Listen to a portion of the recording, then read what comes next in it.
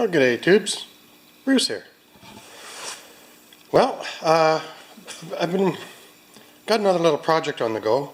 This one's for my pal Alfred, and he uses this generator at his recreational property. You might remember this is the one where I put the extension on so he could put the exhaust out the door of his storage shed when it's out there. But now he's having a hard time dragging it through the gravel and snow and grass, so he wanted a bigger set of wheels put on it. So this is what was on it. One moment, sorry for the shaking.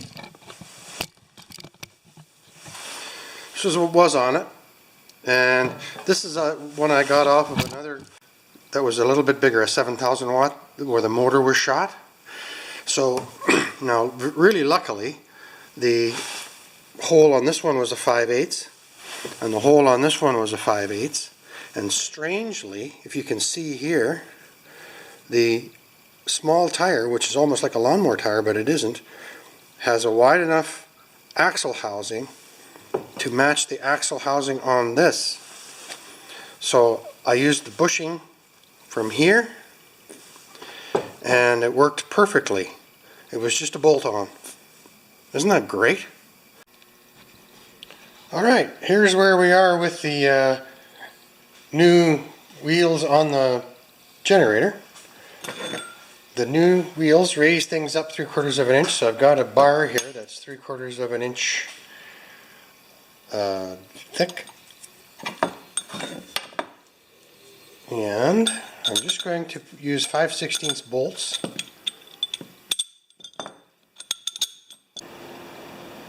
Okay tubes, this is my bolt that I did not want to fall off this piece of equipment. It's going to stick out the other side, and that's where the butterfly nuts will go once the wheels are mounted. So I'm just going to grind this up and make it look a little bit more professional, there and there. I know it's pretty gobby, but I'm not a welder, I'm a backyard mechanic. Thanks. I'll talk to you in a bit after I grind this down. Okay tubes, this is what I came up with. Originally these feet were in these holes, so I moved them out to the side. Well, actually no, originally these feet were in these holes here. One there, you can see, and one there. But I needed to mount this bar to something. So I got this bar, drilled 4 holes in it as you saw, and I moved the feet to the outside using lock nuts, and with a flared bolt on either inside each foot. And then you saw I welded the bolt from the other side so they would stay. Did some grinding and some semi-gloss black paint. And now we're just about ready to put this on. That should work.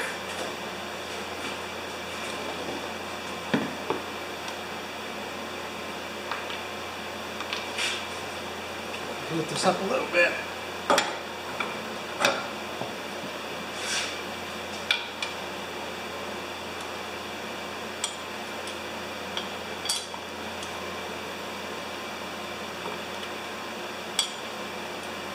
So this little bar is to make up for the extra height that the axle, or the taller tires created.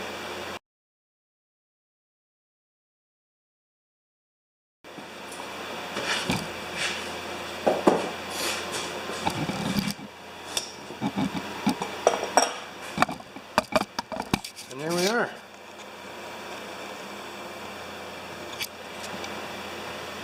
Piece of glove there, or a rag or something. There we go.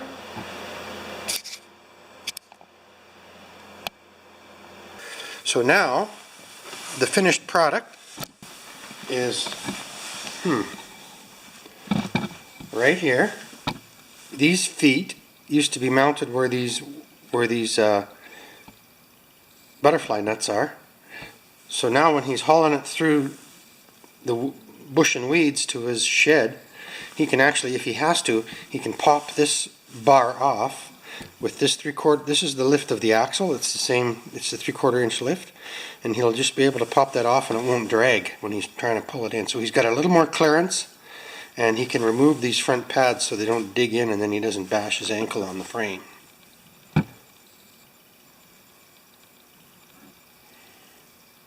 I welded these bolts in from underneath. You remember seeing that on the video, and then I put the pads that were here over here. That was a good project. I really enjoy that kind of thing.